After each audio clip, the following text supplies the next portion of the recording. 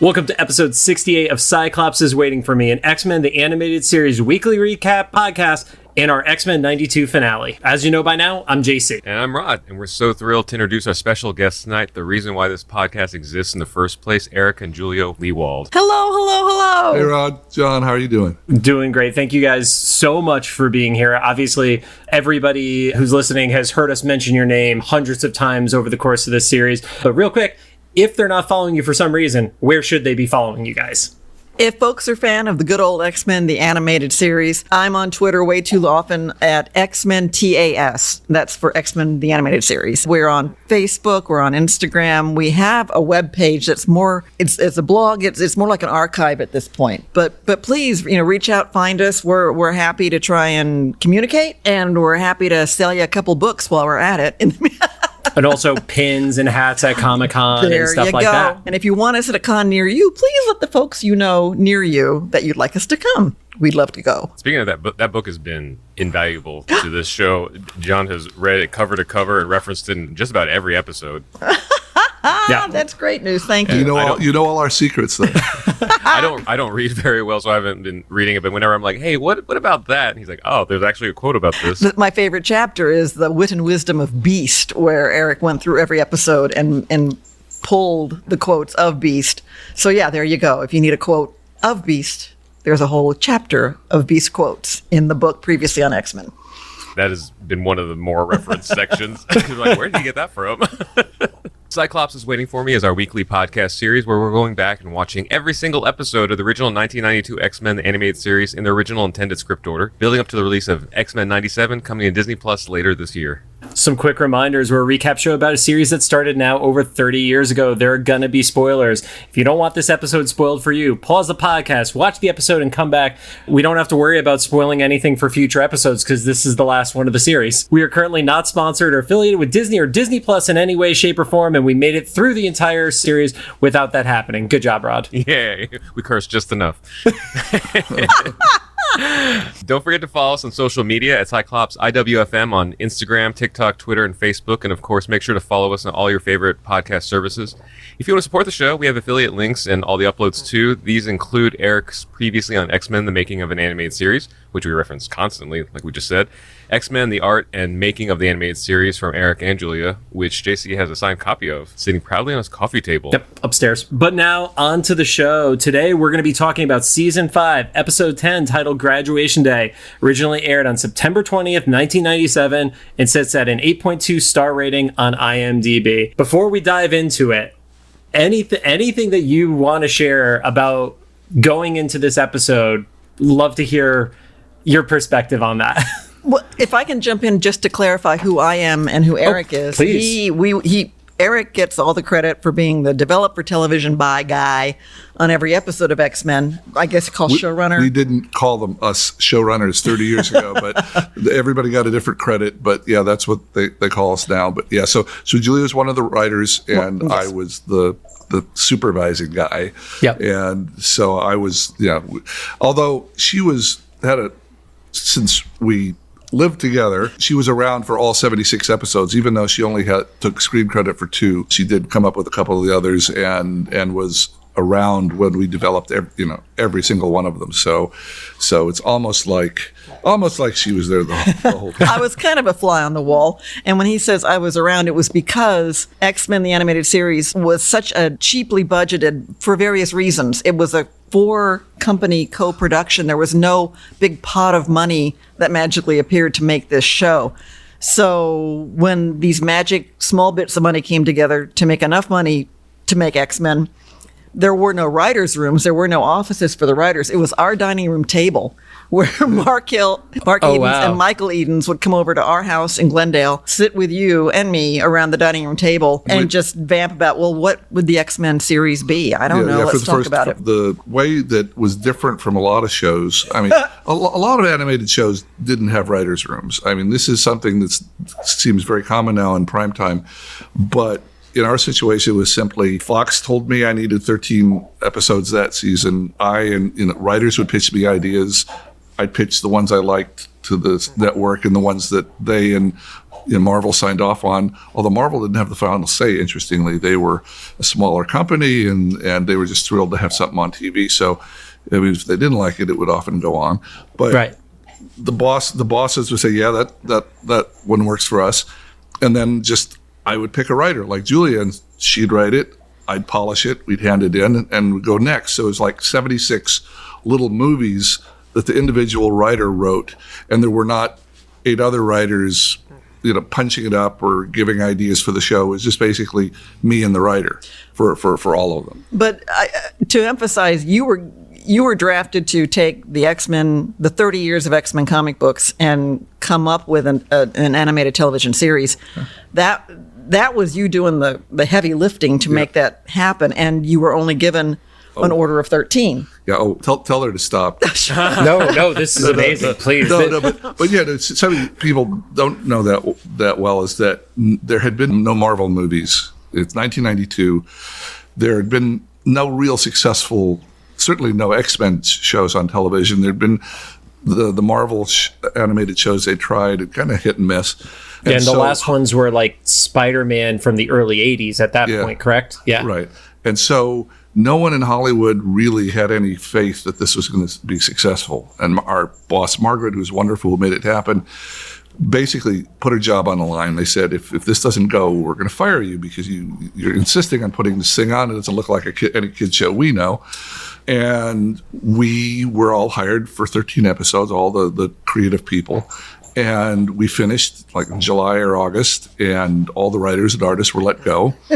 And we went off to work on some other stuff in the meantime because, we needed a gig.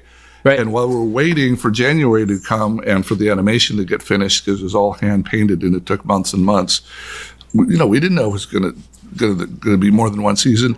And they were, the contract said, they didn't have any faith that it would be. So that's really weird looking back that they just said, well, nobody knows who these X-Men are, and superheroes don't, comics don't work on TV. And, so it was an odd revelation when suddenly it became this immense hit, and everybody, age 2 to 90 was watching it. And literally we'd see these numbers, like half the TVs, or more than half the TVs in America at that time were watching our show.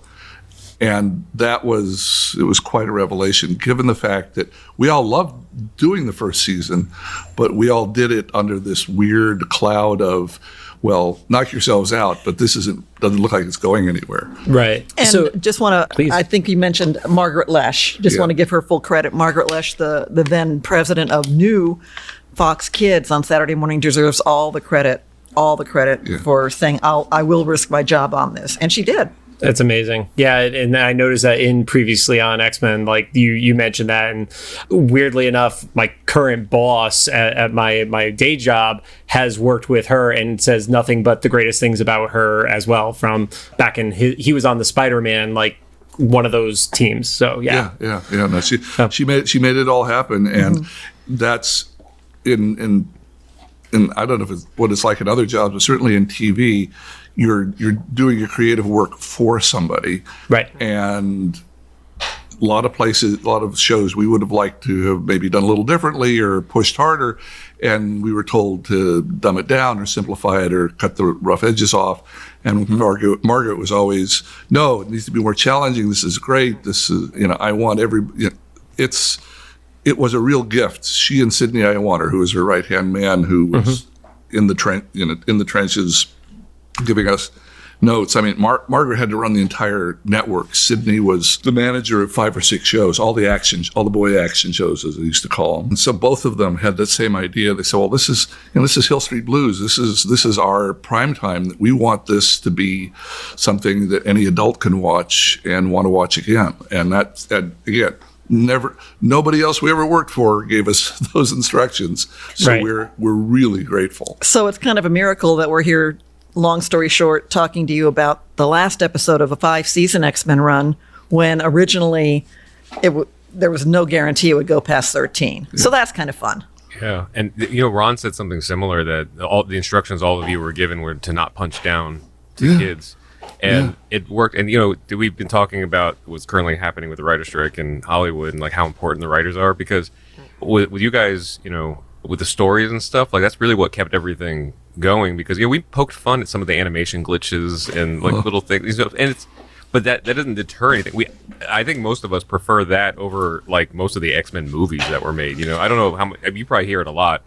All that any of us from our generation wants is for your show to be made live action. Just use it as previs. Literally, your writing of the Phoenix Saga. I just want to see that with real life actors. If we get a third one in motion picture mode, You guys did it twice, like successfully, and Hollywood has literally failed at it twice with the same guy. I don't know him. He's probably a nice guy or whatever, but like, man, that was painful to watch.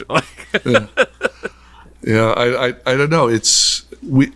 I think we were close to the spirit of the comics. I mean, it's such good source material from Claremont that those stories. But I know there's a lot of pressure that goes into $200 million movies. I can imagine. And we didn't have the time to rethink and adjust and say, well, maybe we can do something a little different with the story, or do it this way or that way, or worry about opening week's grosses. We looked at his story and just carved it down to what we thought was the core of it and ran with it. And that just, it's so nice to look back and realize that all this happened so fast. We had no time to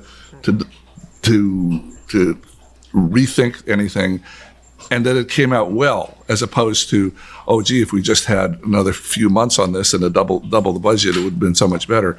It actually, all these people that were enthusiastic about the characters and enthusiastic about the comics, it bursts through in the writing and the drawing, and everybody. I mean, the people cutting it and everybody involved was, Ron. I mean, the people doing the music cues, which there was pressure all around to do stuff more cheaply, because X-Men is a very ambitious, for the time, show. It's just very expensive to draw all that stuff. Now it's a lot easier to make bigger spectacle, but back then spectacle was very expensive. Right. And to their credit, the production people, the Grazianos at Graz Entertainment, Stephanie and Jim, they somehow held it all together and brought us so much more on the screen than they had the budget for. And we kept on pushing them, then they kept on pulling their hair out and saying, oh, you've given us, twice too much to animate here. Well, we just kept, please try. And they held it, when we did that production book, we were in awe of how all the people it took to just get, a couple minutes of animation together and have it work at a basic level. It's not as beautiful as Batman. It's not as slick as modern stuff, but they made the episodes work. So I do have one specific question for you before we get into the episode itself. So, like you mentioned, original order was 13 episodes. Then you went to getting 4 seasons, and then you got a final season. So you effectively had to do a series finale 3 times. What was the writing process of that? Because I've done writing for TV. Rod has done writing for music. I cannot imagine trying to conclude a story 3 times. Well, I think the first one was easy because we hadn't imagined that there'd be 60 more stories. So it was, okay, we've committed to this thing with the Sentinels at the beginning, the first couple episodes, and we've strung it through a bit. And so if we just resolve that this one problem about the people running the Sentinels. So 11, 12, and 13. Yeah, so 11, 12, and 13. Days of Future Past Part 1, Days of Future Past Part 2, and then the 13th episode. The final solution. Right, Yep. So it's like a 3-parter almost. You guys also did better than the movies did, hands down. So that one wasn't that much. That one, I think Mark and I were pretty much thinking about from the time we did the pilot, from the time we just started out. The next one, when we were trying to end the show with Beyond Good and Evil, Sydney had come to us and said, come up with some big 4-part spectacular to blow out and end the series on. That was a disappointment. That was a quick professional, fall on our swords moment where we had set it up to where all these characters were leaving, all the new ones were coming in to replace them, and trying to set that all up in the stories, and then find out that we couldn't end the series this way. We had to keep everybody the way it was. That took some rewriting. Luckily, I think there was enough spectacle and enough just, I don't know what it was about it, but it didn't seem to bother people with that story, even though we were disappointed that it wasn't what we had started out to do, that we had to fix it midstream and not do what we wanted. And the last one, as you know, you've seen in the book, the last 11 episodes were an afterthought. It was frustrating. Margaret was gone. Larry Houston was gone. We were still trying to do the best writing we could, but even our editor was gone. Sharon Janis was gone. So there was suddenly this. It felt like a little bit of a vacuum, and I think the 10 episodes before that were just, okay, here's 4 or 5 stories, and we're just going to know in our mind that the last one we do, we're going to try to get everybody that's still alive and kicking and important to the series back together in one story. And that was the only real agenda we had on that. And I don't remember who suggested that it be in effect, we're going to kill it, or it's going to be Xavier's funeral, because that's what it really was. Mm-hmm. I don't know. I think I thought that up. I don't want to take credit for it if I didn't. Someone hit me, later if I did. But so that was a really rage on TikTok. Someone's going to stitch it, be like, Eric, leave off a liar. Right. But we're not on TikTok. Yeah, so it's a 30 good years decision. But so yeah, that was the ending story. Was a very simple story. We wanted just to have a few things happen early in the story to get us have him injured, to get all these people together believably, so that they could say goodbye to the man who meant so much to all of them. It still makes us cry. It's one of the more weekly animated episodes. There's not a lot to the story besides Xavier gets hurt, people care about him, they get Magneto together and they wave goodbye. There's not much more to the story than that, but it still makes us cry when he gets to say goodbye to everybody. We're going to start choking up again. I'm sorry. So I want to give credit to writer Jim Krieg. Yes. It was one of his... It was his first it was his only script. His only script for X-Men. Yeah. Amazing. Like, hi, Jim. Welcome on board. We're ending the series. Here you go. And he has since gone on to be like one of the preeminent Batman animated writers for all the movies and things like that. So, but that... Yeah. Jim, that was his one script for X-Men was The Great Swan Song. I think that's amazing. I will confess, I went into the season. People who listen have heard me talk about this before we went into the season. It's like, oh boy, here we go. But now that we watched it, pretty much every episode we've ended with like, you know what? If it wasn't for the animation, it wasn't as bad as I remembered. Like the stories actually kind of worked out. Like they weren't like, including this one. John told me before, like he was like, I just watched the last episode. Like actually worked pretty good, especially with like what's to come. I think I said my phrasing was it broke me. Yeah. And like because I haven't watched it in 20 years probably. So and also I think we're older now too, so the whole idea of like best friends coming together before the end, especially Magneto and Xavier like putting their pride or Magneto putting his pride aside and all that stuff. I was like, oh man, okay, yeah, but maybe when I was 12 that wasn't as like we didn't get it. Pressing. Yeah. No, that still gets me when Magneto's there and Xavier's on his bed. Surely you have better things to do than with an old friend, and nothing's more important. It's like, oh my God, right through my heart. 30 years later, still gets me. Yeah. Yeah. And honestly, when I went back through I hadn't seen the episodes in about 20 years when I went to do their first book back in 2016. Yep. And I watched them, and there were 2 or 3 in that last season I thought were some of the tightest stories we did, like the Phalanx 2-parter. Yep. Yes. Those guys who did 9 of the episodes, that writing team, I thought they really had a really great cliffhanger. Everything moved well, a wonderful guest star. Everything but the animation in that one would have made it one of my very favorites of the whole series. And also the episode Old Soldiers was Old Soldiers, so good. Written by Len Wein, who is credited as one of the co-creators of Wolverine. Yep. And of half the team. half the team of X-Men. Yeah.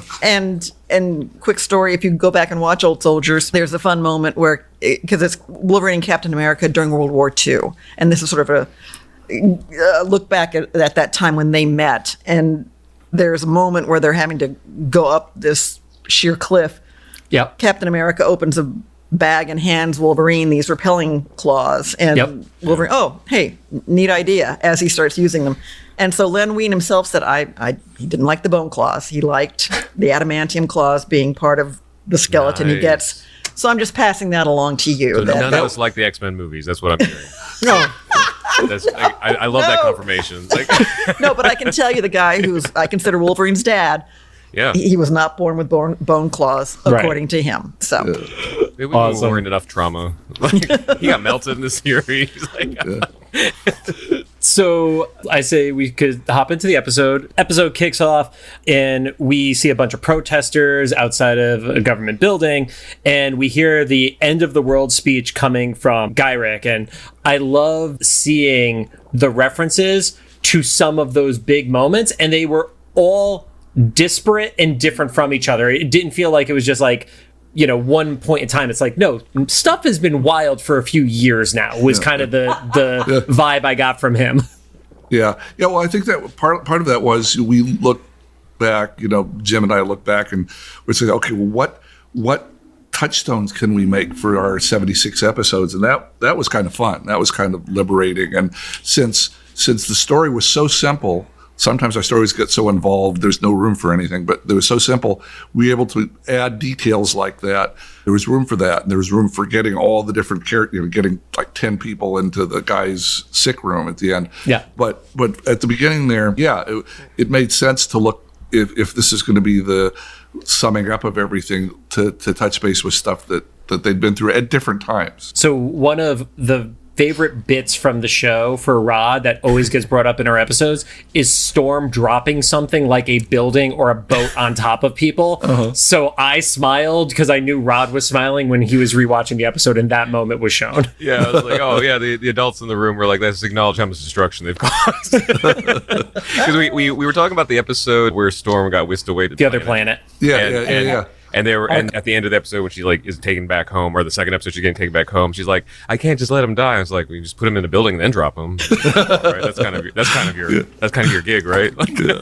Yeah, we never got into the X-Men getting bills from cities for the destruction they caused. Oh my God. Yeah. That's the whole first episode of 97 is just like the paperwork. That's it. And then you did this in Scotland, and then you did this. And wiped out DC several times. Oh, yeah. Yeah. Cyclops going to his orphanage and just blasts a random building with his blast. It's like, I hope that was abandoned, sir. Yeah. So as Gyrick is having this speech, we see Xavier arrive, and he gives the speech that I think now, even as an adult, resonates more with me of like, oh, mutants just are other American citizens, and you're treating them like prisoners of war. They just deserve to be alive. And it's like, again, Rod said it earlier, when you're 10 or 12 years old, that doesn't hit with you the same way it does now, especially with everything we have going on in the world. Yeah. And that's one of the things I enjoyed about Xavier, is that all the other characters got to be a little bit loose cannons and have their own lives and their own agendas, but he was such a focused idealist and such a living mouthpiece for this, that it was natural for him by then. And it wasn't like we were stuffing exposition into his mouth. This is genuine coming from him, and it was his life. And so when that's what got him killed, it seemed appropriate. And the thing that stood out to me from that was that shot of all the different groups watching. So you had the nuclear family watching, you go to the Morlocks watching, the other family that has the kid with the glowing eyes, so they don't know he's a mutant yet. And then our favorite game on the show is when a bunch of mutants pop up on screen, and I ask Rod if he knows who the characters are. Spoiler, I don't have a good score with this. But the characters I know in the Marvel universe are because of this show, and then later the MCU, and then also, of course, the Toy Biz toys. But I learned most of my X-Men stuff through you guys. Yeah. Yeah, and just so you know, so much during the season of the fun Easter eggs and cameo appearances were the idea of the artists, because the artists were crazed X-Men fanboys. Right. And so I'd get a call from Larry and say, well, you needed 3 people in the background here. Can it be this person, and this person? And we double checked to make sure we hadn't used them somewhere else and there wasn't going to be a problem. but it was all them getting excited and saying, "Oh, wouldn't it be fun? You just need 3 people to get blasted out of this room, but why don't we make them somebody that the fans will enjoy?" And so that, because not being an X-Men scholar myself, it wasn't me pushing all these wonderful characters to fill out the scenes. It was Larry and his staff of artists. And Right. speaking of Larry Houston, who was on the art side, producer, director, artist, and just an walking encyclopedia on X-Men and a fanboy, and was able to figure out how to get that past legal, all the cameos. Because about half of them we shouldn't Half have been of them, allowed. all of them we weren't allowed. None of them. Yeah. Wait, wasn't there the loophole of Spider-Man? This is where you only saw his hand. No, in you one only saw his episode? hand, but you didn't. But in the storyboard, and in the storyboard, it wasn't described as Spider-Man's hand. It was described as just mutant arm with web. yeah. And Amazing. That got passed. And that got legal. passed because he had tried to put him in before, and the lawyers noticed the name Spider-Man and said, "No, you don't have the rights to use him." But you've got the rights to use them. We're all Marvel, right? No. They were all different places, and John Semper it took him a few weeks to get the rights to have a couple X-Men visit on the crossover, but that wasn't a given. That was something that took some legal action and probably a fee, and it was an odd age back then. It still is. Yeah. Yeah. So, Rod, the ones that we saw at that point, I know you know Sunfire because we've talked about him a bunch. But he had the and mask then on this time. yeah, the mask was a little bit different this time. Tusk, which is one of the ones that Rod is a fan of because of the action figures, because he and his brother got that one. Who was the female mutant, Rod? Wait, I remember not feline. That's not right. Not feline. No, You're close though. feral. Yep. So Feral. Okay. which I learned through the show. yeah. So Xavier continues his speech, talking about how these people are not terrorists. They were the heroes that were rushing in to save lives. And cuts over. You see Cyclops, Wolverine start to stand up. They feel like something isn't going right. Beast mentions how this has been going on for weeks and this was exhausting Xavier, and it was finally getting to him. That's why he starts hacking up a little bit and such. And then I didn't realize it until this line was said that nobody else outside of the X-Men and a few government officials actually didn't realize Xavier was a mutant. Yeah, I didn't know that either. I think I've taken it for granted because I've been reading the comics since I was a kid. Yeah. But it was like, oh yeah, you're right. They've never formally acknowledged publicly that right. Xavier was one. They didn't out him until that, which is odd to think back. But yeah, obviously everybody can tell Beast's a mutant, and if when they're in action, but people that Xavier fought against, but again, it was always a little bit of a challenge to get him into the action because he's in the wheelchair and it's all mental, and a lot of the times he's doing it from a plane or from his home base. So yeah, he wasn't very public in his mutancy, and this is strange thinking back that was a revelation to some of the people there in the room. Right. And yeah, I mean, like we said, we talked on the previous 2 weeks about the Spider-Man episodes. And when Peter arrives at the X-Mansion, he doesn't know it's actually a home for mutants. They just know that Charles is an expert in mutants. And that was wild. That was like, oh yeah, literally the entire public is unaware of this. And it's such a pivotal part of who Charles is. So yeah, because like social media wasn't around, so there wasn't like thousands of kids running around, cell phone cameras and stuff, and recording every moment. Our only little criticism of Peter Parker was like, "Don't you work at a newspaper?" But we're like, well, he's a photographer and he's not a very good one because he only takes pictures of himself. yeah. So Gyrick pulls out a device that essentially electric blast sets off a psychic wave that makes it look like Charles can't control his powers and starts hurting all these other people. And that's where, essentially everything kicks off for the revolution of this episode. Yeah. Yeah. And that was just, obviously we needed to get Charles damaged enough that we needed to lose him. And in the end, I mean, not quite dead, but as close to we could be dead on a kid's show as you could be. Right. And so it's a little amorphous. Who knows what's in that device, but it felt better. It felt like it was just added drama and for the moment it's not just hurting him, but it's hurting him in a way that unleashes this on everybody else, which he would never want to do, of course, which he would control. And that it made it more poignant for people that cared about him. It's like, not only is he suffering, but he's hurting people he never would want to. Yeah, and you know, obviously with standards and practices, you were never going to be able to have somebody shoot him with a regular gun. And if you did have that, he wouldn't have set off that blast that hurt these other people. So I didn't really appreciate this as much until like just recently rewatching it older and stuff. And I don't know how intentional this was. And we reference this movie a lot. I don't know if you guys have seen Get Out. John hasn't, but there. So, you know, I've still never seen it. Yeah, and it's really good. I'm not even worried about spoiling this for him anymore, because you know, at the end, like when he finally gets out, you know, of the thing, and then the police arrive, or you think the police arrive, and it's like all they see is that last moment. So like, I'm, you know, obviously Asian American, I grew up in Indiana, and that is like a really common thing with people who are marginalized. Anybody that is like not on your side will just kind of keep prodding at you until you pop, and then only cite the moment, you know. So I feel like that's with Professor Xavier. It's like he, like you said, his entire life, like we watched him from what, like the 50s or 60s or something, like promote peace and stuff.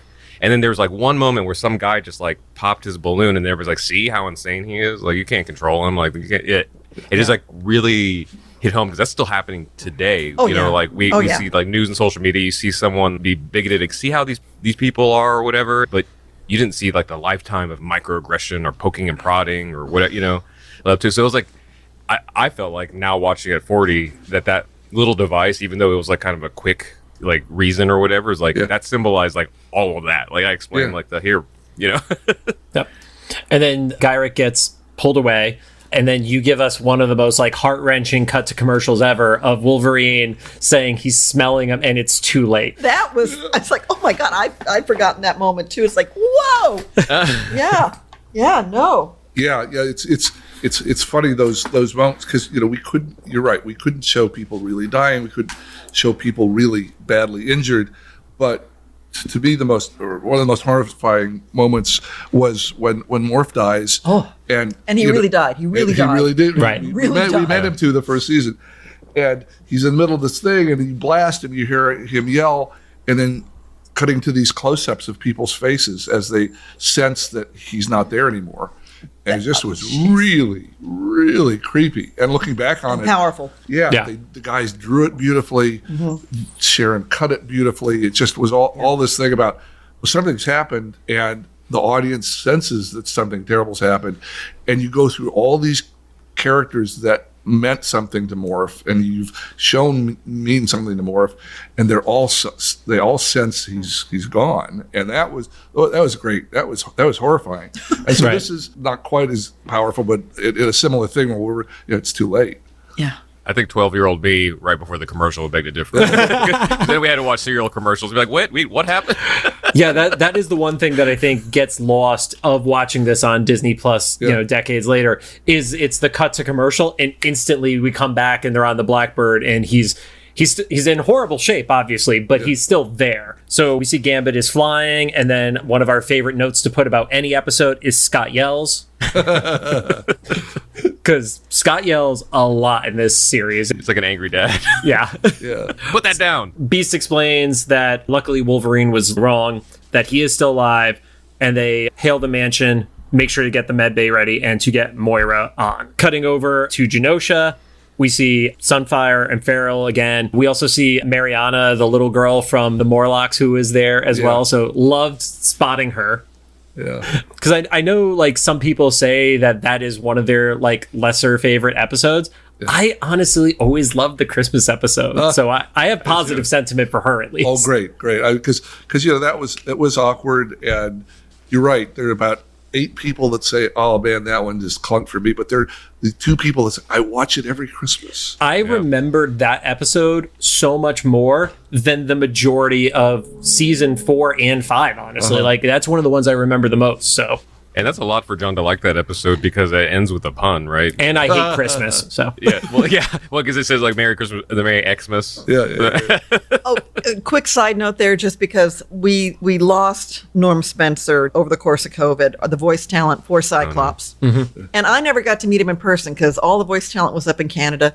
You got to speak with him when you were doing the interviews. Yeah. But we heard from everybody that he had this amazing singing voice, and so like when they'd be goofing around, he could just beautiful singing voice. When you go back and watch the Christmas episode and he's singing, it's Norm Spencer having to sing poorly, but that's the irony. The only time Cyclops sings in the series, he's singing really badly, but Norm Spencer himself did really sing well. It actually wasn't that bad. I think whoever was doing like audio mixing and stuff, what they did to make it bad was to put the music in a completely different key. Like the underlying music for it.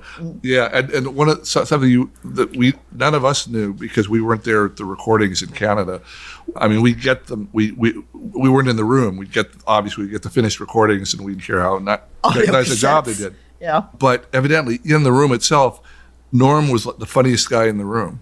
Oh, really? It's just really crack everybody up constantly, and that's Cyclops. You just do not think of him as that at all. Yeah. But the actual actor was just evidently funny as hell. Oh, that's awesome to hear. Yeah. Especially how much we hated on him in the last year and a half. Well, it's never been the voice actor. Yeah, not the dude, the character. Scott is sometimes frustrating. We see Sunfire and Farrell are talking, and essentially, they want to stoke the war. Sunfire has been talking to the mutants around the globe, and that's where we get the big reveal that Magneto is there and is the leader of Genosha, because we haven't gotten a ton in that final season about what he's been doing. It's been a little ambiguous in that final season. Yeah, I think it just was a case of we were, as I say, it felt like such an afterthought the season did that we were just thrilled to get the 11 stories locked, and and if we were light on people like Magneto, or if there's some stuff that didn't connect as well as it did the first, the 65 episodes, we did focus so much. If this had been at season 2, we probably would have built towards Magneto's presence in Genosha in some other episodes. That would have been fun.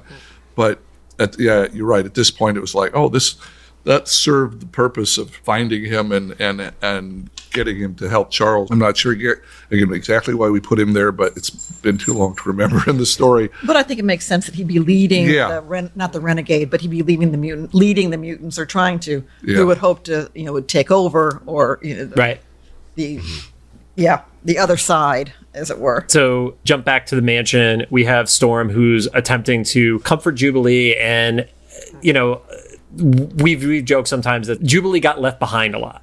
This was the time where it's like, we've already seen her start to prove herself in the most recent season, going with Beast to South America and stuff like that.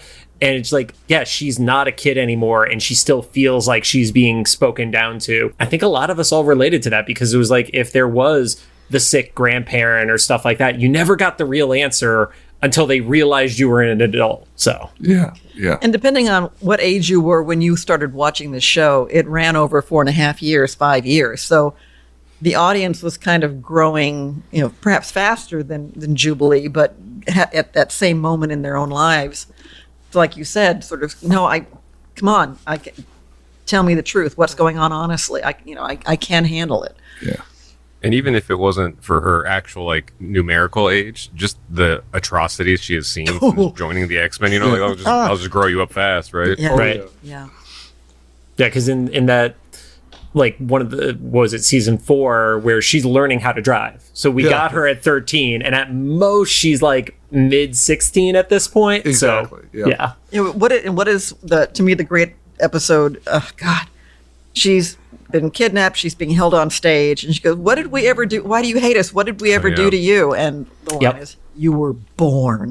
Yep. It's like, well, okay, that's it right there. That's it. That's one of the best single lines of the entire series, no doubt. I remember even as a kid that hitting me a little hard, because I mentioned me and our family was one of the only Asian families in our area in Indiana and stuff. And I remember these kids at McDonald's making fun of me and my brother, and this was in the 90s, and Jubilee being probably one of the few, if not the only, Asian American character on TV. And so however old I was, 12 or 13 or something, hearing that and just having that incident happen at McDonald's or whatever, oh, wow, okay, that's why that happens. It was kind of an answer for me and my brother. My brother's 5 years younger than me. And so we're just okay, so that's why that happens. There's just people like that. Yeah. Oh, God. Yeah. Oh, heartbreaking. Jumps over. We see that Moira is telecomming to check out the readings and stuff like that, and says, this is beyond anything for our medical science, and Beast gets the inspiration for the Shi'ar, which again, as a long-term X-Men fan, it was great to bring them back because they're so important to the comics and they've been a massive part of the show. But it was like, okay, we're bringing everything back in for this one. Everybody. Yeah. Everybody. Yeah. And I would also like to point out, you mentioned telecomming. I like to think of predicting Zoom. Right. There's a lot of stuff. Can you hear me now? No, you're muted. Can you hear me if I talk to you this way? Right. Telepathically. Halfway across the galaxy. Yeah, there we go. And we get the reveal that Jean, unfortunately, can't reach out to Lilandra because of the unique bond that Xavier shares with her. Back to Genosha, Sunfire is getting increasingly frustrated because Magneto hasn't said anything at that point. And that's where Magneto shows up on the balcony and just gives this amazing speech about the revolution. And it was like, that is a leader. That was such a great, strong moment. And it's now, because of series like this, when I read Magneto in the X-Men comics, that is the voice that is forever in my head. Sure. Same way with Wolverine and Professor X. Professor X, maybe you get a little bit of the Patrick Stewart influence, but Magneto forever is the animated version for me. And Apocalypse. Let me just toss that in there too. Oh, yeah. Oh, God. Yeah. You guys have the best version of Apocalypse, too. I'm just going to keep that. Yep. But I will say the voice talent on the cast was lightning in a bottle. So many things could have gone wrong. So many things had gone wrong. But those voices, they're the ones I hear when I see any kind of X-Men material. And so shout out to all of them. And Storm is my favorite, X-Man in general. And so forever, anybody that's cast, and no disrespect to Halle Berry or whatever. Right. But Oscar winner. Yeah. I'm not gonna but at the same time, she's not Storm, because to me that Storm was established in the show as being this Shakespeare, all of them very Shakespearean, regal and stuff. And even when she's funny, she's serious, Yeah. In the first season of the show, I had this thing going on where every episode, here's a Storm giving some cold truth to someone. Yeah. There was a point where Professor Xavier's oh, I failed, and then Storm was we failed together. Okay, Storm, not helping right now. Love it though. And speaking as a woman in the room, and a woman who was in the room 30 years ago, I am so proud looking back on the way gender was handled at that time for a kid show on Saturday morning. It wasn't an issue. Storm had the greatest powers, and she could fly. So, come on. But Right. that didn't pull any focus from any of the other X-Men. All the characters were treated equally in the best way possible. And I think we even made this observation in the first episode that the first action we really see are with all the female mutants. Yeah. Yeah. They start. They Yeah, take the everything big off. fight scene is them fighting the Sentinel, and the guys don't show up until the tail end of it. Right. Yeah. Well, because Gambit's off buying cards at the card shop. Actually, you were trying to get a date, wasn't it? Oh, Yeah, yeah. he was, yeah. Doing some Flirting madly with a cashier. Heavy come on to the cashier. So Magneto's speech has inspired this group that want to start the revolution, and we cut to the news, and you see there's mutant uprisings around the world. Detroit has the National Guard. Hong Kong has instituted martial law in Tehran, and we actually saw Warpath up there on the bridge, which, I mean, we've talked about this in early episodes, but Warpath was in the original group before Morph was. Right. So it was a nice button on Warpath to see him there, even if he didn't have a speaking role. I bet that was in Larry. I bet that was very conscious on Larry's part to say, look, we were going to have him in the pilot. We didn't. We had his evil brother in the titles. Yep. Let's finally use him after not, denying him for 75 episodes. I'm sure it was in his head. There was the Magneto graffiti, which I distinctly remember because I fell out of comic books right around the time when I got into 8th grade high school, and I didn't get back in until after I was graduating college. And it was right around the time the Magneto was right campaign was going on, and the Magneto graffiti, I was like, they basically set this up in the show that other writers would then be able to leverage in the future. Viva Magneto. Yeah, Viva Magneto was a great one. I think the thing is, as we get older, we're not that we say that Magneto was necessarily right, but he wasn't not wrong. Yeah, no, it's wonderful. It's wonderful to have the main adversary be somebody, your main hero, loves and respects. And vice versa. That is Right. actually mutual and legitimate. It's not such artificial or forced. such a gift, and we just ran with that. Yeah. I mean, it's okay. Versus, I mean, you've seen some of this stuff. A lot of comics. It's just okay. It's a wrestling match. Who's going to beat up who this issue, and that just was not what was going on between these two guys. So we see Xavier, I'm using air quotes on an audio podcast, is on screen and basically saying for everybody to stand down if they thought what they saw happen to him, he wants them to take a peaceful route. You see Trish Tilby, who gets her cameo appearance, saying, Xavier's words haven't really done that much. Rod, who's Trish Tilby?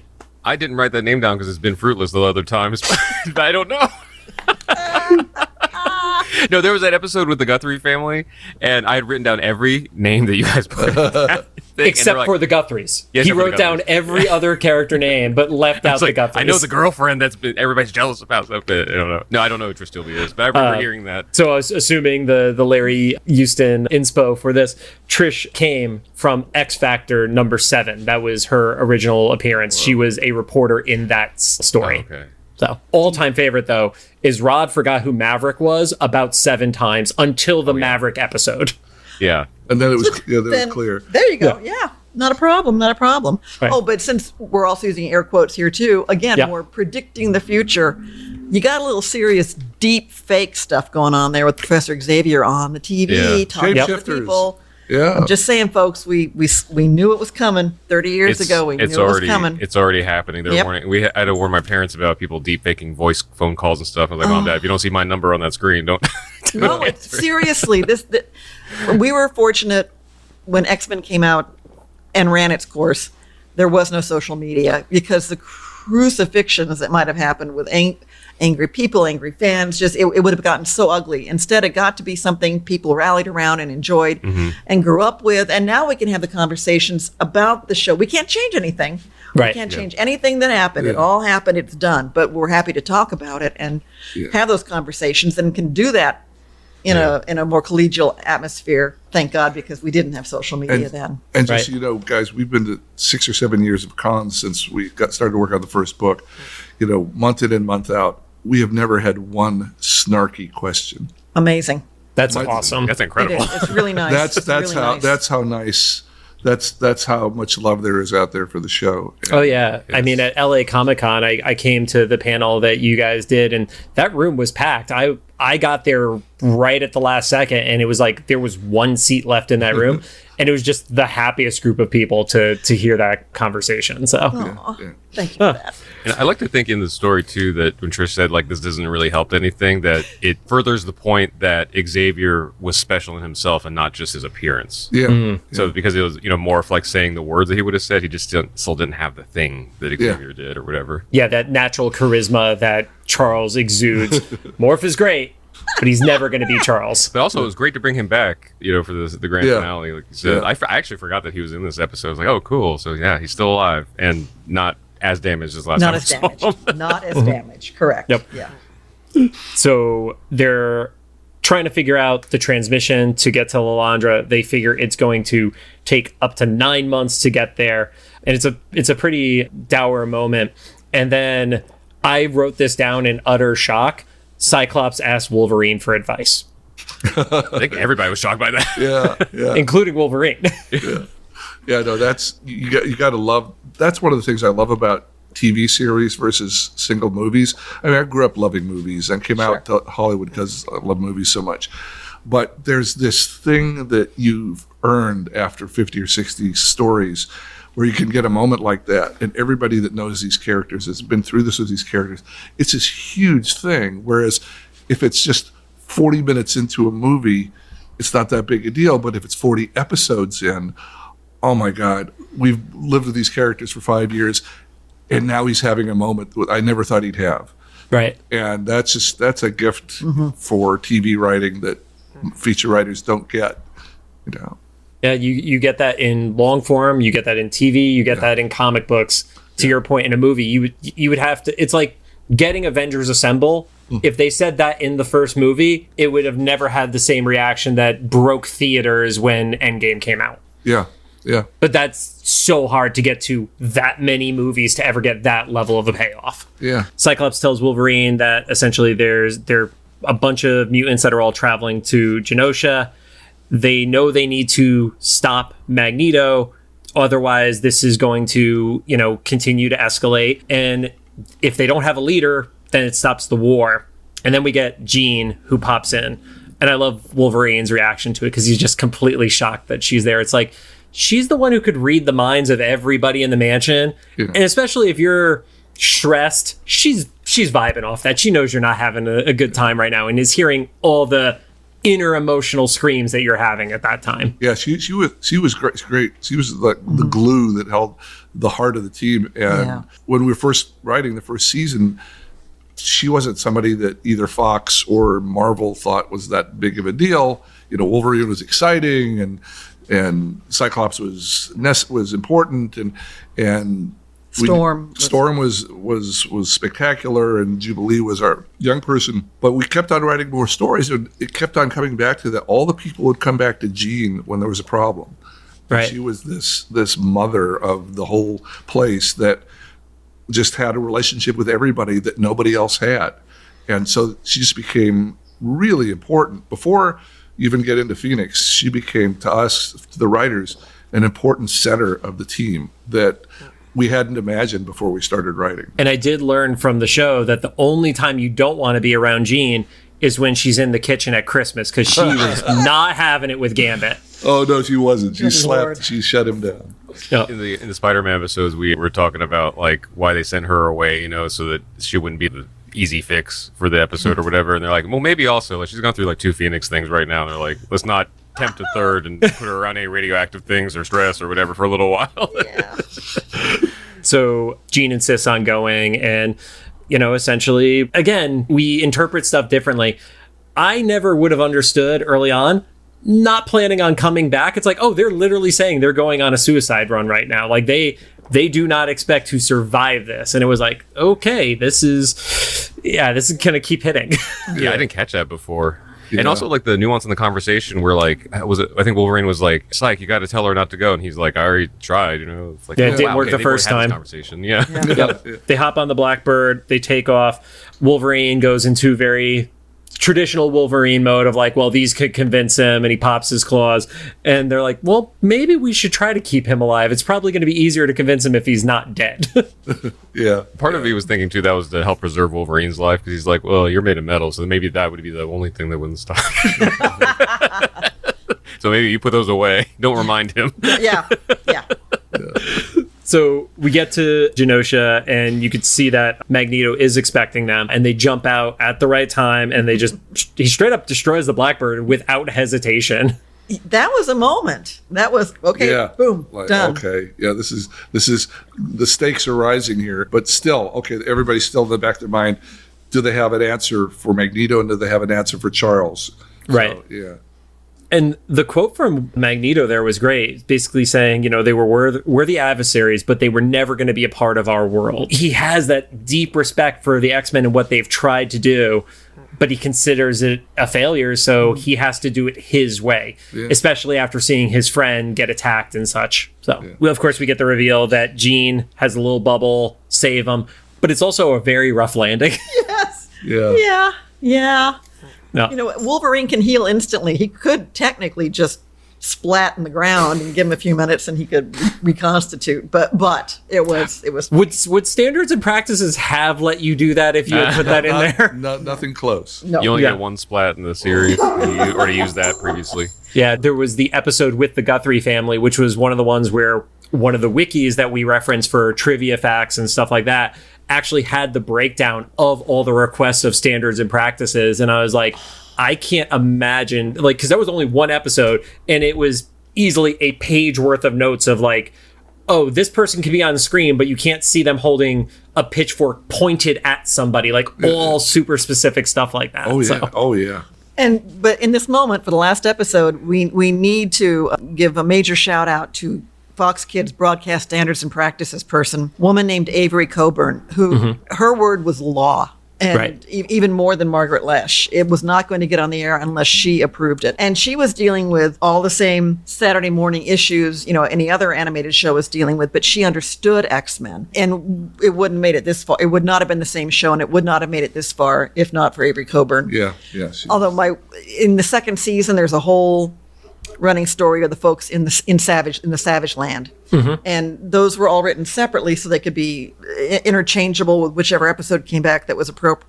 Point is, all those were written up, got sent to Avery, and there's one moment that I found it in a file somewhere, but the memo that Sydney and you got back from her, there's a moment, chaos is happening, and a dinosaur falls into a volcano while some big fight's going on. Yep. And so the fight's going on, and she's writing about the fight, and she goes, I'm going to need to see the dinosaur climb out of the volcano safely. It's like, I love that. what? Yeah. It's like, it is a dinosaur, and it's a volcano. No, but so that was the kind of thing that could hamstring you. And there were occasional things that slipped through because there weren't supposed to be any blood, but we had a little bit on his bandages. Yep. One Wolverine's time. bandages Episode, early yeah. on.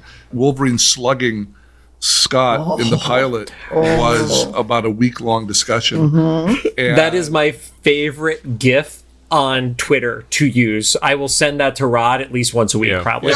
and, Yeah, and just non-X-Men related stuff. I'll just say something inflammatory to John. He'll be like, hey. and so Avery understood this. He said, "Okay, well, you're not going to get to do this again ever in the series, but I understand it's about his grief. It's not about the fact that he gratuitously just wants to hit this guy."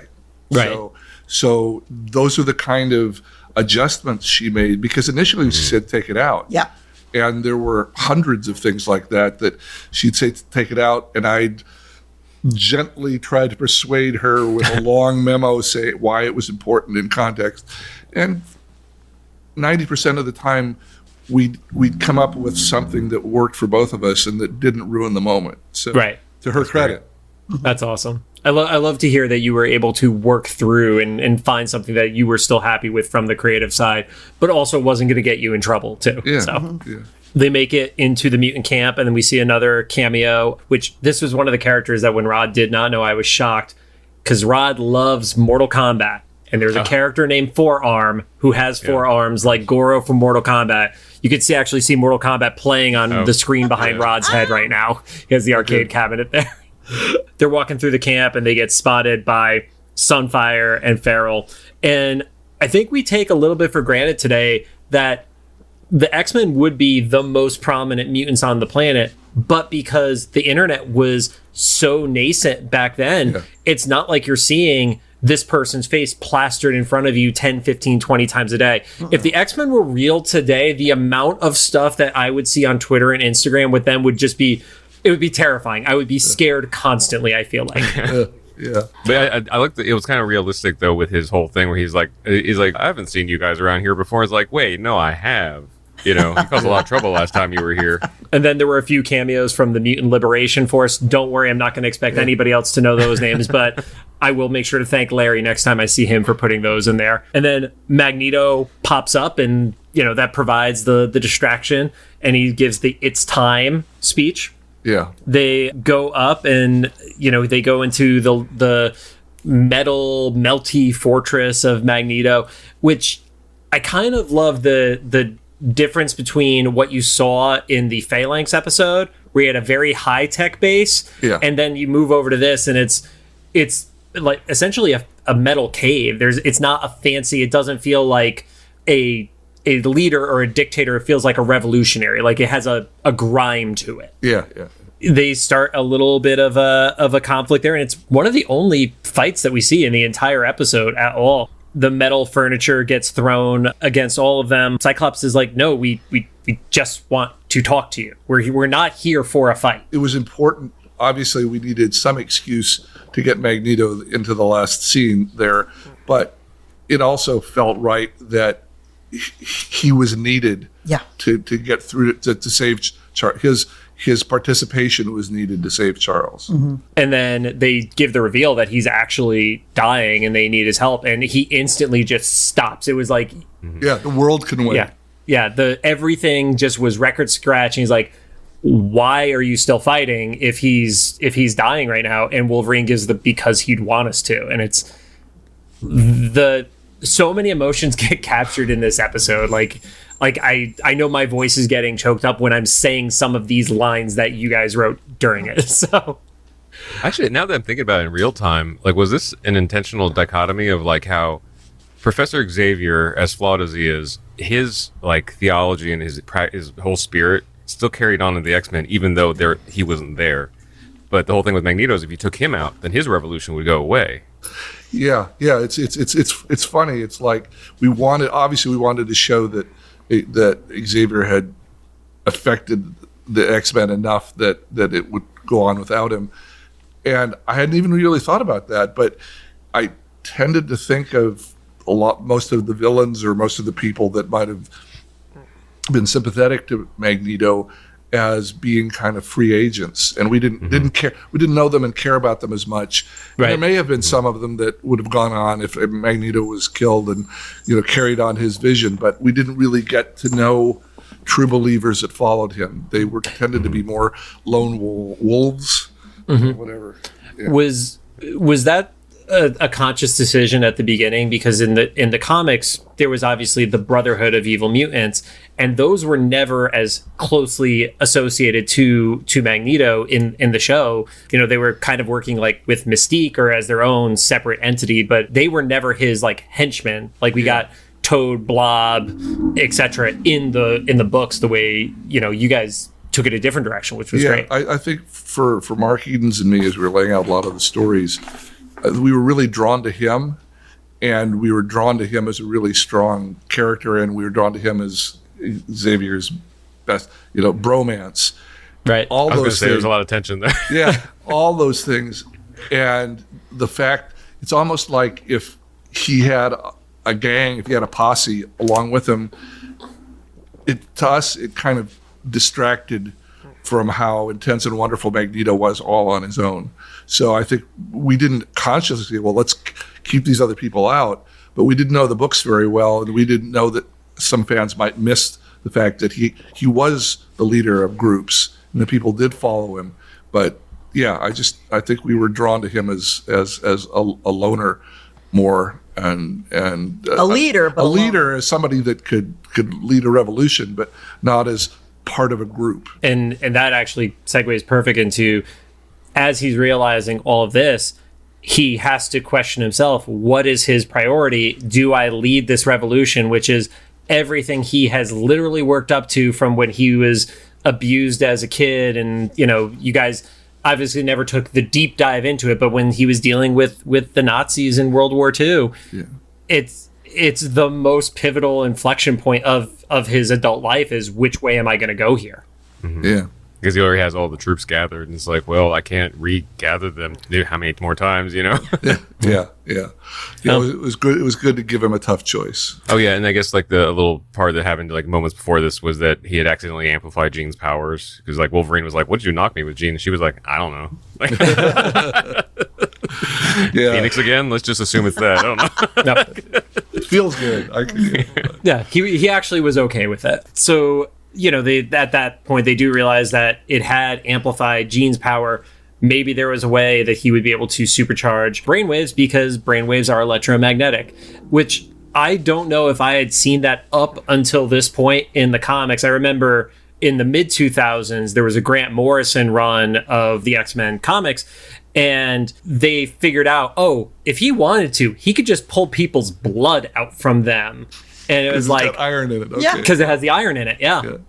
Well, it's like, he's so dangerous, it's unreal at this point. Yeah, I have no idea if at that point we cared about the science or even the comic books level science of what Magneto could. It really fit the story, that he became an amplifier, and so we ran with it. To hear you say that, because as a kid it didn't make sense to me. But now older me watching is like, in hearing you say, they talk about the scheduling and stuff, is like it was really just like a scheduling thing, right? Like the rush and everything. Like other than that, like it does work, now that I'm watching it again. Right. So they have the moment of, it's his greatest enemy, it's his only friend, and I believe it was Cyclops who asked, wouldn't he do it for you? Yeah. That was a great line. Yep. So now we're going to get to the hardest half page of notes that I have written down in this entire book, which is the entire series from rewatching. Like literally there's like 5 pages left. I went through this entire moleskin writing down stuff about this show in the last year and a half. So we get to the mansion and everyone is around Xavier and they say, you know, he could go at any time. Beast essentially explains what needs to happen, explains the risk to Magneto, lets him know that he's at risk if this doesn't go well, and we see the signal shoot into space, and that's when Charles wakes up. This was like a real world equivalent of like donating an organ to a family member or friend, right? Like it's like you're helping save their life, but both of you are at risk. Yep.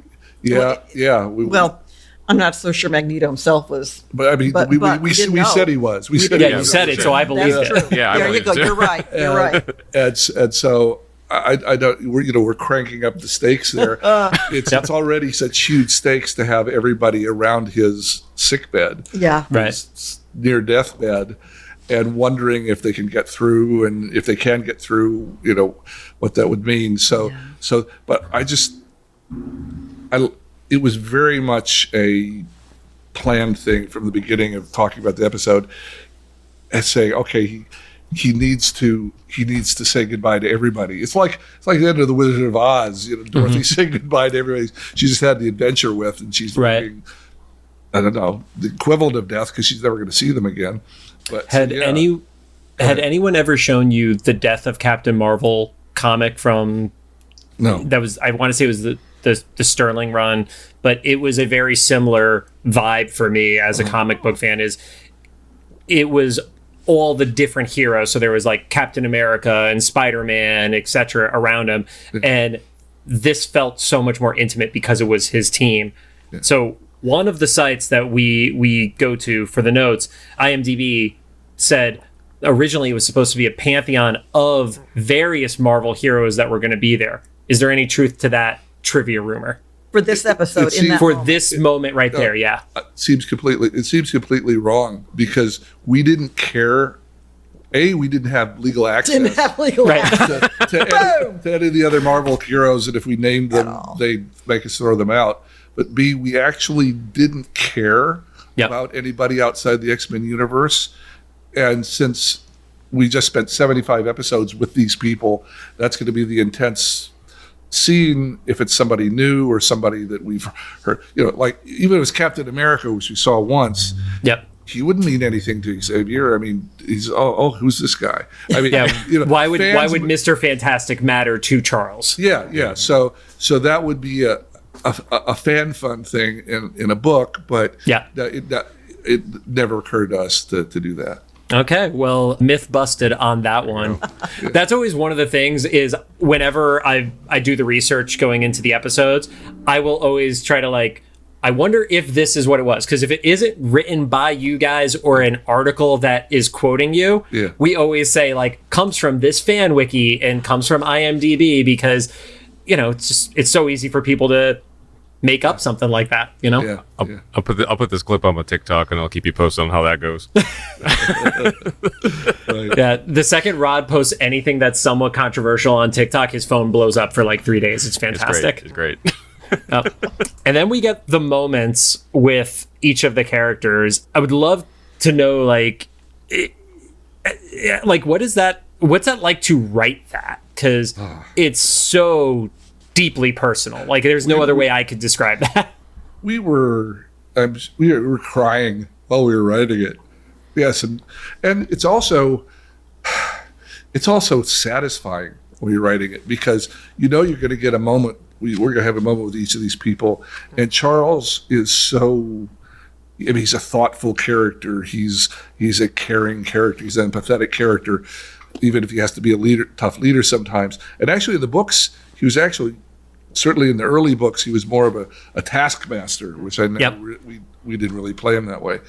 But so I think it was emotional, but it also was really satisfying because he's the perfect guy Wolverine might not know what to say. Well, I'm dying. So what are you going to do? Yeah. Charles is going to be articulate, and Charles is going to be personal with each of his students. It's like Mr. Chips saying goodbye to his students. It was the perfect setup for in effect, near deathbed scene, and the thing that gets to me hardest is Beast.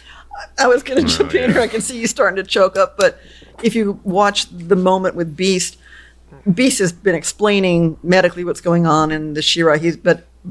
But we come to Beast, and then he is rendered mute by this moment, and it's Charles Xavier who quotes to him this beautiful piece about when you find a true friend, bind them to your hearts and realizing that here the professor is quoting to Beast. It's like, my That's God.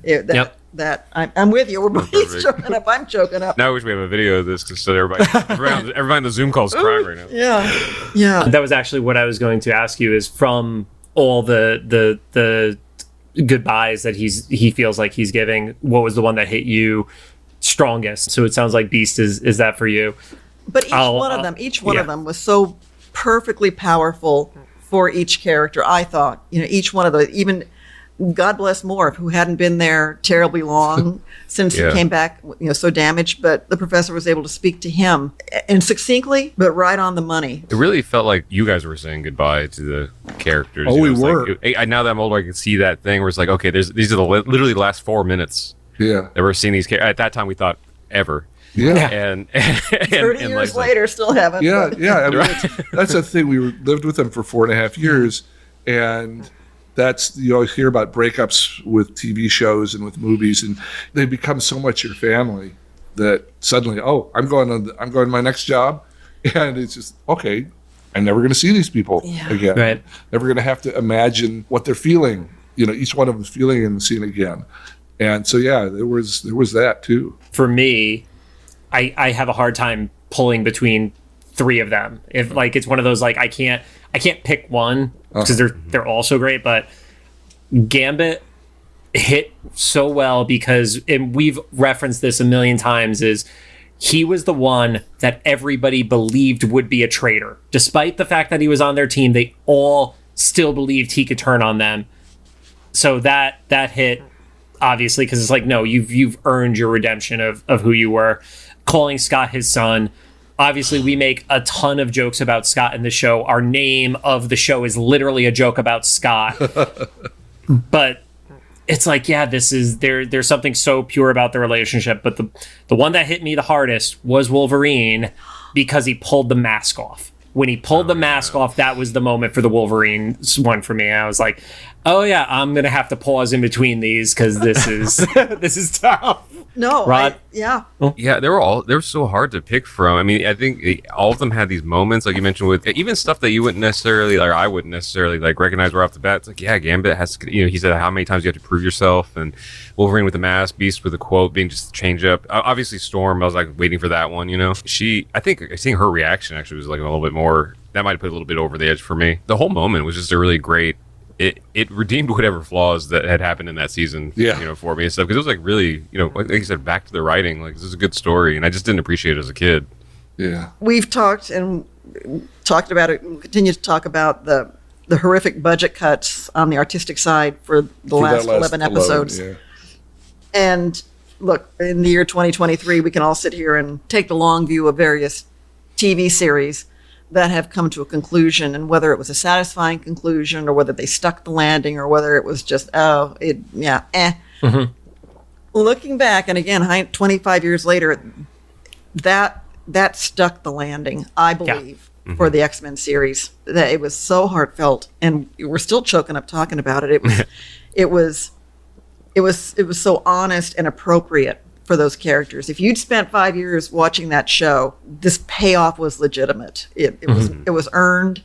It was heartfelt, and I didn't write it, but I'm very proud of it for the show. Yeah. So after these moments, there's a quick flash, and Lilandra pops up. Obviously, we only got some Lilandra in the show. She was there for certain seasons, there for others. Did you enjoy writing for the Shi'ar and stuff like that? Because it was so high-tech sci-fi compared to some of the more grounded stories that we had in the show, you know? It was very different. I mean, and in the first 2 seasons, we actually, their notes to the writers, I remember from some of the meetings, oh, we're not going to do anything, larger than life like that. I mean, mutants are large enough. Right. But the first 26 episodes, we very much thought of this as realistic and human level and grounded as we could possibly tell the stories. Out of all the 25 years of books that there'd been, and there'd been some with all that spectacle in it, we were very much trying to keep it grounded. And I think the nice thing is that when we decided in the third season to go up into space, it was a great shift because people had 2 full years of a certain tone and a certain look, and suddenly, oh my God, we're shifting a gear. And so from the writing standpoint, it was exciting and fun because we got to use a different muscle than we'd used before with those folks. The main writers for me and the main writers that were involved with it, we tend to be more loving heroic stories more than fantasy. And obviously the two overlap a lot. So the spectacle of space is not like, oh, wow, they're in space now. To us, it's always the character story, no matter where the location is or how spectacular the powers are. It comes back to the character story. So that wasn't that much of a shift for us, but I'm sure it was for the audience that suddenly this grounded group of people, like suddenly getting a telescope and suddenly you're out in it. Yeah, it was nice that I probably supercharged just that third season into thinking slightly differently about the tone of the show is all. Right. It just it gave us a new avenue. It felt like a very natural progression, though, to your guys' credit. Pretty progressive at the time. The joke about the MCU until like the last few years is that only American white people are superheroes. Yeah. But like in the animated series, like it was everybody to begin with. And like you said, in the third season, like, oh, there's also outer space. So if you think people on Earth are weird, like there's some more craziness happening out there, Yeah. And the whole thing with Lilandra having that connection with Xavier, like, I don't know if there was any other show that was presenting to me, as a 9, 10, 11, 12-year-old, that there could be a greater connection than romance, like a lot of people really were affected by that you could feel somebody across space that there was something super romantic about that. So we see Lilandra, and she's probably the character redesign from the new art team that I actually liked a little bit more. I know the first time we've ever seen her was the traditional comic style, but this is a little more like, oh, she's had time to be the Majestrix of the Shi'ar. Like, she's gotten a little fancier with her gear. She goes over to Charles, puts a device on his head, and it says, it would be too late for what you have in human science, but it's not beyond what we have for the Shi'ar. She says he's going to survive, but has to go with her. And then we see that, the ship starts to take up, and you have the lineup watching from in front of the mansion, and then they all do the turn, and then you get that amazing shot of just everybody looking on, and then it's over. That was perfect, except for the children laughing at the end. But the Saban children laughing.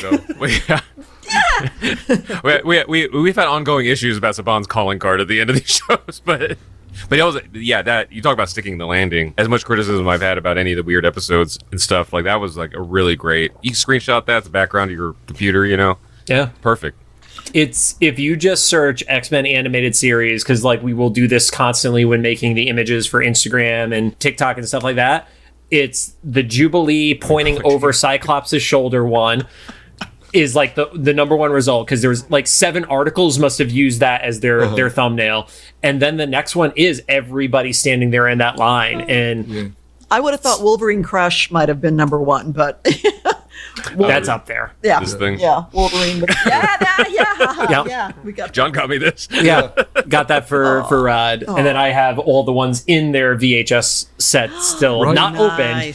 I just have VHS cardboard that I have not opened next to me. And a shout out to the artist, the guy that designed the boxes is the same guy that did the storyboard for that last image, Dan Wiesenmeyer. Yep. Dan Wiesenmeyer. Yeah. Yep, I got to meet him in San Diego, and Rod's looking off camera for the image. I bought him that, so he has it there with him. Oh my, nice. Yep. Nice. There's also I think you guys saw it on Instagram where I tried to put it in a frame. I wore dishwashing gloves and I did. Oh, that was yes. That was him. Yep, there it is. No, you Love blue it. dishwashing gloves. That was Yeah, genius. yeah. Which they were actually Genius. like yellow. But or you something. said you were able to. I photoshopped it. That's way beyond my abilities. I'm very impressed. Oh, just a fun sort of observation we made looking back at the series. So that big ending Yep. with the mutant crew that perhaps the rest of the world knows because they've been the X-Men. They've been doing stuff. The series opens with a news report of big fight action, police cars being tossed, and it's Sabretooth. Yep. The show opens with Sabretooth, and it sets up that in that time, mutants, oh my God, look what they can do. This is horrifying. And legitimately so. Sabretooth is nobody's pal. Right. But so like you were saying, what would the man on the street know about mutants in their world? And if you saw Sabretooth on TV tossing police cars around, you might have some real issues with Right. the concept of this. So the show set it up, I think, so beautifully from the very first episode, and then to end with Magneto there with the rest of the students, if you want to call them that, Right. all of them for at least that moment together. I think it's just a real beautiful bookend to it. Mm-hmm. They're not students anymore. They graduated. It's graduation day. Right. Yeah, I don't know what else to say about this episode. We've been chatting through it for about 90 minutes right now, and it was just so good. To your point, it was the perfect pin on it. I do have one other question for you guys. Sure.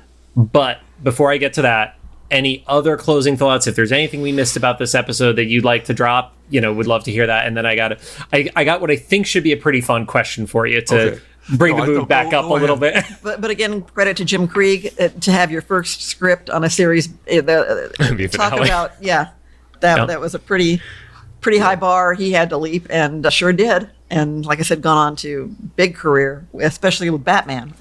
So, last question for us for today. What is the question you get asked most at conventions?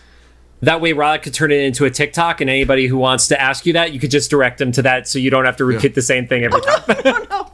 But it's whatever we come up with in the moment to answer that. It's always fun interacting with people, like talking with you about Professor Xavier saying goodbye to Beast. And we're all talking about, he's quoting a thing to him and Beast is all choked up and not talking. Oh, my God. Those kind of conversations are spectacular to have with people at conventions and festivals.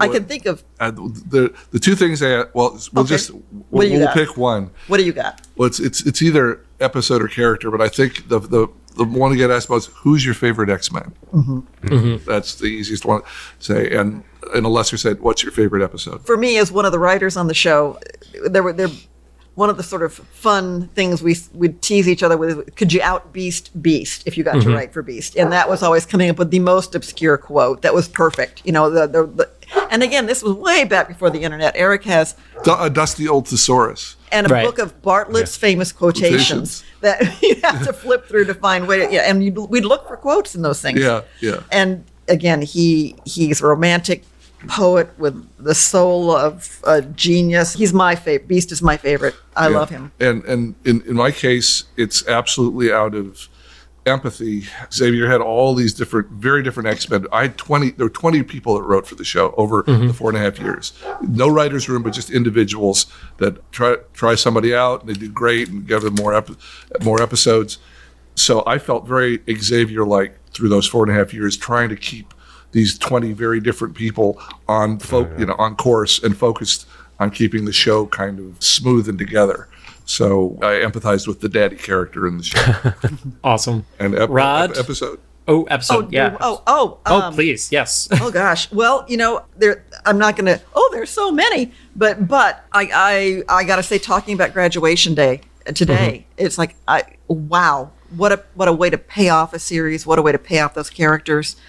And then I'm going to let Eric answer next, and I think I know what he's going to say, and I will agree 100% on what he's going to say. It's a two-parter. Can I get one part and you get the other part? Well, so it's one man's worth. That's mine. Yeah. That is mine. Yeah. And it was one of those things that the hardest part for me for 4.5 years was coming up with what would be a good story idea for these characters. Because thousands of stories you could tell, And we ended, there's 13 a year or so that we would be telling. And we come up with one is, okay, this is pretty good. Because as soon as everybody agreed there was a good story idea, most everybody that we worked with were good writers. So there was no worry about the craft side.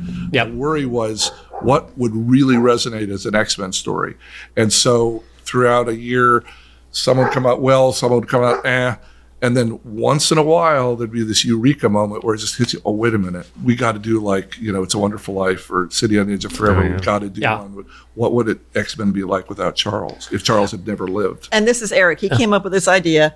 Yeah. and so obviously, I think Richard Mueller did both of the outlines. I don't think he got credit on both, but he did one, and he did one of the scripts, and somebody else did the second script. Did a marvelous job, but it's just the concept of that. A, that was my favorite concept, and B, we both loved the flirting and the romance, and then the marriage between Storm and Wolverine, which we never saw anywhere else. Mm-hmm. Oh, they're flirting in the picnic.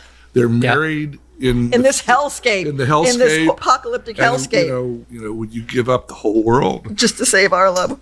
You bet I would. Why would I care about anything else? So some question about that. Now that you mentioned that's your favorite set of episodes, we were talking about this when we were covering the episodes. Does Xavier remember that? Down there, is that what his nod was when they? It's possible. I'm trying to remember all the twists of this. Just so you know, this story took the longest of any story to write, like twice as long as the Phoenix Saga. Right. Because all the time travel, but would he know something, and would she know some? If they come back and they've been the third future, and all those questions that drive you crazy, and there's really no answer to answer to in time travel writing. Everybody from on all this, we're asking over and over again. We're revising. But I can't tell you I think that was a moment that was not supposed to be an, oh, look, he knows, but just a little. There was a little nod. There's this look. Yeah. But I loved how they Storm was quiet and kind of sexy and flirty and asked Wolverine and he's getting. In the present day, and all the present day stuff was to set up this big adventure. Yeah, it was kind of a couple of little throwaway scenes, but the actors were wonderful in both of them. And as I'm sure you know, Bob Harris loved the story once he got the fact that all the time travel worked, and he went to Marvel and said, let's run with this and do something, and that's where Age of Apocalypse came out. Right, and the piece I noticed from it is because knowing what production time was for writing scripts and what the animation was going to be, some of the character designs from Age of Apocalypse made it into your show. Yeah. We greenlit the episode in December, and Age of Apocalypse came out 14 months later. But it took so long to redo the story. It was from December to maybe July or August. We're still polishing, and they're still doing the storyboard. And Larry heard that they'd started making the characters for Age of Apocalypse because they'd had 8 or 9 months to think about it and talk about it and start building this world. So he talked to someone at Marvel, and he said, hey, wouldn't it be cool if I used some of your designs in our show? There's still time to send them over to Korea because we've been taking so damn long to get the story straight. And so we did. And so that adds to the weird confusion about, which came first. Doesn't matter. Bob did this astounding thing with Age of Apocalypse with 6 different sets of books and just took it to all sorts of levels. But just for the record, I came up with the idea, stealing it from It's a Wonderful Life and City on the Edge of Forever and Star Trek. Yeah. Yep. But when you take stuff from shows you love or books you love, you can use it poorly or use it well, and it fit the X-Men so perfectly. It's just So that's the one that's still. And you've often said, X-Men the animated series is based on the X-Men books. So the fact that but there weren't a lot of direct draws Adaptation. from specific episodes. I got to write one for Days of Future Past Part 1. But the fact that people remember the show so fondly is, oh my God, that was the best comic book thing. I think it was because of the fidelity to the characters, not because the stories were this one, that one, this one, that one. Right. But that's what you're drawing from.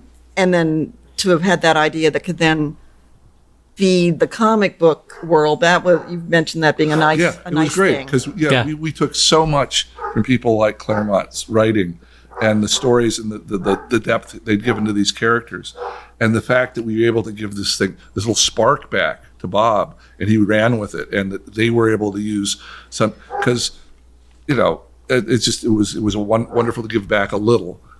And it's a Saturday morning kids show. I keep saying that just to really remember what's going on here. But there's a spectacular moment where you have Shard and Bishop and Storm and I'm forgetting who else in a 1950s diner. And yes, I was going to say.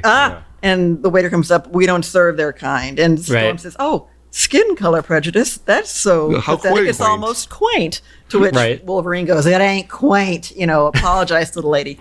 It's like, oh my gosh, to be able to speak about that in that way, it's just a few moments, but it's like, that got addressed. That got that. I think my comment when we were watching that episode on this podcast was like that they're clearly doing all this stuff, like using powers, holograms on the table and stuff. And the thing that the diner owner's like, no black people in here.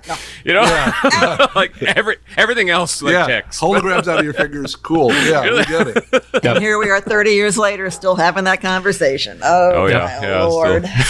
Okay, guys. Yeah.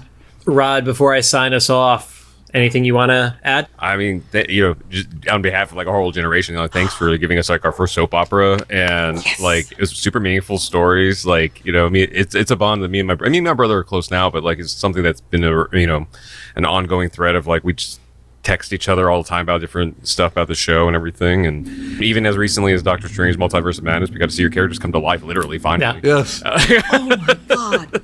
To hear that music cue.